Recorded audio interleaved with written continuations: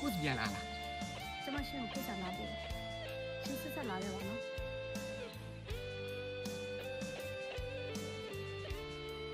ဘေးရဲ့အပြောရှင်လုံးချင်း